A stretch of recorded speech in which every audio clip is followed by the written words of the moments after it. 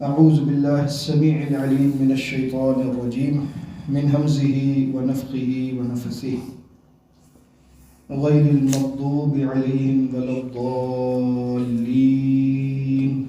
آمین۔ سورہ فاتحہ کا اختتام ہے۔ اللہ تعالیٰ کے انعام یافتہ بندوں کا راستہ، انبیاء، صدیقین، شہداء، صالحین کا راستہ ہم نے سمجھا، بہت ہی مختصر۔ اس کے بعد جن پر اللہ کا غضب ہوا یعنی کہ یہود، ان کی صفات کو جانا کہ ان بری صفات سے ہم بچیں۔ آخر میں جس قوم کا ذکر ہے وَلَا الضَّالِّينَ، جس کے متعلق آپ پہلے سن چکے ہیں کہ ان سے مراد نصارہ ہیں، عیسائی ہیں۔ دراصل یہود ایسی قوم ہے جنہوں نے اپنے بعد کسی قوم کو دین پر نہیں چھوڑا۔ آپ دنیا کی تاریخ کا اگر مطالعہ کرتے ہیں تو یہود ہی وہ قوم ہے جس کی وجہ سے وہ لوگ جو عیسیٰ علیہ السلام پر ایمان لائے تھے، ان کے دنیا سے جانے کے بعد یہود نے ہی نصارہ کے اندر یہ عقیدہ داخل کیا کہ عیسیٰ علیہ السلام دراصل اللہ کا بیٹا تھا، نعوذ باللہ من ذالک۔ اور اس سلسلے میں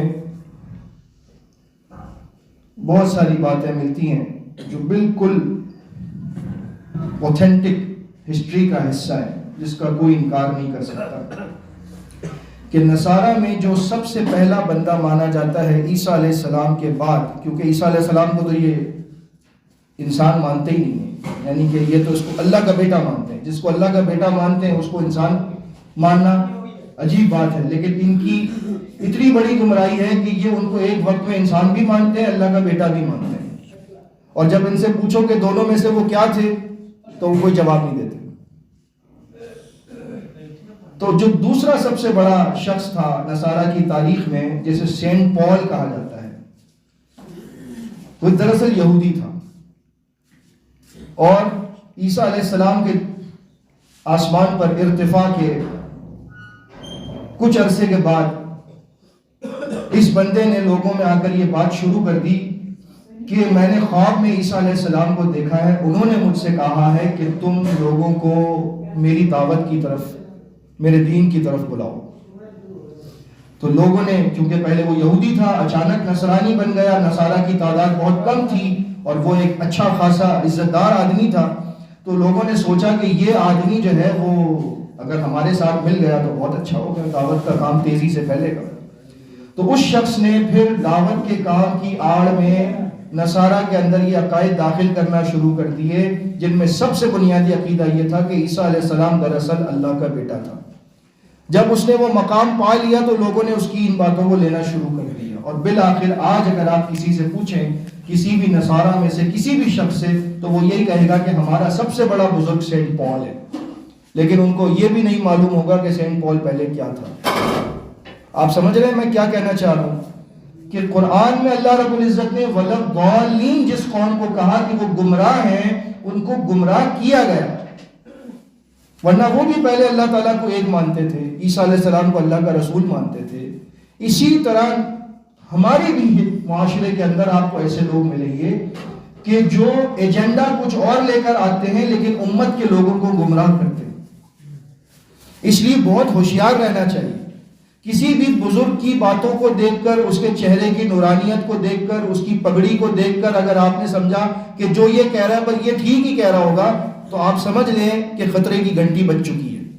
آپ کو ہر بزرگ کی بات کو، ہر ولی کی بات کو، ہر نیک بندے کی بات کو قرآن و سنت کے سامنے رکھ کر دیکھنا ہے کہ یہ بات جو کر رہا ہے یہ قرآن کے خلاف تو نہیں ہے، سنت کے خلاف تو نہیں ہے۔ اگر خلاف ہے تو پھر وہ کتنا ہی بڑا بزرگ ہو، اپنی جگہ اس کے ساتھ ہم الجھنا نہیں چاہتے، لڑنا نہیں چاہتے، لیکن اس کی بات کو اللہ کی بات کے آگے نہیں رکھ سکتے۔ اگر ہم نے یہ مضبوط عقیدہ اختیار کر لیا تو ہمیں کوئی گمراہ نہیں کر سکتا انشاءاللہ۔ یہی بات سورہ مائدہ میں اللہ رب العزت نے ارشاد فرمائی ہے،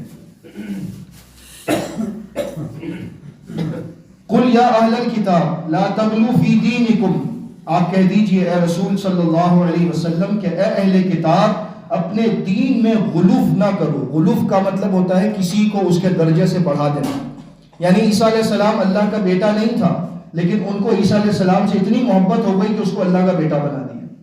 ایسے ہی بہت سارے ہمارے امتی، ہمارے بھائی امت مسلمہ کا حصہ ہونے کے باوجود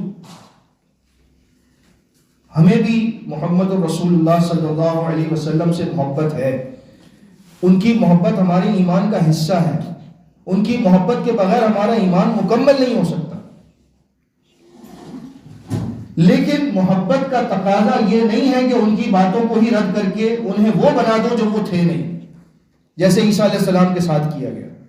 تو امت کا ایک حصہ یہ کہتا ہے کہ اللہ کے نبی صلی اللہ علیہ وسلم نور من نور اللہ تھے، یعنی اللہ کے نور کا ایک ٹکڑا تھے، اللہ کے نور کا ایک حصہ تھے، یعنی کہ اللہ رب العزت کا حصہ تھے۔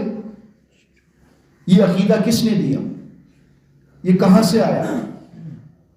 یہ تو اللہ تعالیٰ کا بیٹا بنانے سے بھی بڑی بات ہے، اور اللہ رب العزت اس بات پر اتنا ناراض ہوتا ہے کہ سورہ مریم میں فرمایا وَقَالُوا اتَّخَذَ الرَّحْمَنُ وَلَدًا، یہ کہتے ہیں کہ اللہ کا بیٹا ہے۔ لَقَدْ جِئْتُمْ شَيْئًا إِدًّا، تم نے بہت بری بات کہی۔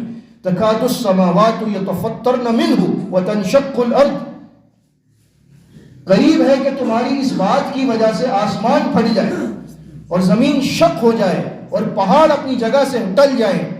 ان دعوا للرحمن ولدا، یہ کہتے ہیں کہ رحمان کا بیٹا ہے۔ وما ينبغي للرحمن ان يتخذ ولدا، رحمان کے لیے یہ سزاوار نہیں کہ وہ کسی کو بیٹا بنائے، کیونکہ بیٹا وہ بناتا ہے جس کو کمزوری کا امکان ہوتا ہے، بیٹا وہ بناتا ہے جس کو بڑھاپے میں اولاد کا سہارا چاہیے ہوتا ہے، بیٹا وہ بناتا ہے جس کی طاقت میں کوئی کمی ہوتی ہے، اپنی اولاد سے پوری کرنا چاہتا ہے۔ اللہ کے اندر کوئی کمزوری نہیں ہے، اس کو کسی کی حاجت نہیں ہے، اس کو کسی کی مدد درکار نہیں ہے، اس کو کوئی بیٹا نہیں چاہیے۔ لم یلد ولم یولد ولم یکن له کفوا احد، نہ وہ کسی کا باپ ہے نہ کسی کا بیٹا، اور کوئی اس کے پلے کا برابر ہو نہیں سکتا۔ تو عیسیٰ علیہ السلام کو اللہ کا بیٹا ماننا یہ کفر، اسی طرح اللہ کے نبی صلی اللہ علیہ وسلم کو اللہ کے نور کا حصہ ماننا یہ بھی عقیدے کی انتہائی کمزوری اور خرابی ہے۔ اللہ تعالیٰ کے برابر کسی کو سمجھنا یہ انسان کو بہت دور کی گمراہی میں لے جاتا ہے۔ مخلوق اور خالق کے فرق کو سمجھیں، مخلوق کو مخلوق رہنے دیں، خالق کو خالق۔ مخلوق کو بڑھا کر خالق کے درجے پر پہنچانا، یہی چیز دین میں منع کی گئی ہے۔ اپنے دین میں حد سے تجاوز نہ کرو، غیر الحق، کیونکہ یہ حق کے خلاف ہے۔ وَلَا تَتَّبِعُوا أَهْوَاءَ قَوْمٍ، اور تم اس قوم کی خواہشات کی پیروی نہ کرنا، قَدْ ضَلُّوا مِن قَبْلُ، جو پہلے گمراہ ہو چکے۔ اس سے مراد نصارہ ہے۔ ہمیں کہا جا رہا ہے کہ ان کی خواہشات کی پیروی نہ کرنا۔ آج ہم دیکھ لیں ہمارے حکمران، ہمارے بڑے، ہمارے بچے، ہماری یوتھ، ہم سب کی نظر میں جو سب سے زیادہ معیاری قوم ہے وہ کون ہے؟ یہی یہود و نصارہ۔ ان کو دیکھ کر ہم سارے فیشن اپناتے ہیں، ان کو دیکھ کر ہم سارے کام کرتے ہیں، ان کے سٹائل پر ہم جان چھڑکتے ہیں، ان کے چہرے کی طرح چہرہ بنانا چاہتے ہیں، نبی صلی اللہ علیہ وسلم کی سنت کو چہرے سے اتار دیتے ہیں کیونکہ فلاں نے جو ہے وہ، بس اب میں کیا کہوں، جو بڑے بڑے ایکٹر ہوتے ہیں، بڑے بڑے سنگر ہوتے ہیں، ان کی کاپی کرتی ہے ہماری نسل، اور جس کو کاپی کرنا تھا نبی صلی اللہ علیہ وسلم کو، ان کی کاپی نہیں کرتے۔ تو ہم کس کی پیروی کر رہے ہیں؟ نبی صلی اللہ علیہ وسلم کی پیروی کو چھوڑ کر کافروں کی پیروی کر رہے ہیں۔ ہماری نظر میں وہ زیادہ بہتر ہے نبی صلی اللہ علیہ وسلم سے، استغفر اللہ، لیکن ہمارا عمل تو یہی بتا رہا ہے، لہٰذا اپنے عمل کی اصلاح کریں۔ فرمایا اس قوم کی خواہشات کی پیروی نہ کرنا جو گمراہ ہو چکی ہے، وہ اضلوا کثیرا، اور اس نے بہت سو کو گمراہ بھی کیا ہے، وضلوا عن سواء السبیل، اور وہ صراط مستقیم سے ہٹ چکے ہیں۔ بس یہی ہے سورہ فاتحہ کا مختصر آپ کے سامنے مفہوم جو میں نے رکھا ہے۔ پہلے اللہ کی تعریف کی گئی ہے، اس کی تمجید بیان کی گئی، اس کی ثنا بیان کی گئی، پھر اس سے عہد کیا گیا کہ ہم صرف تیری ہی عبادت کریں گے، صرف تجھ ہی سے مدد چاہیں گے، ہمیں تیری مدد میں سب سے بڑی مدد جو درکار ہے وہ یہ ہے کہ تو ہمیں سیدھے رستے پر چلا، سیدھے رستے پر چلا کر منزل تک پہنچا دے، ہماری منزل جنت کو بنا دے۔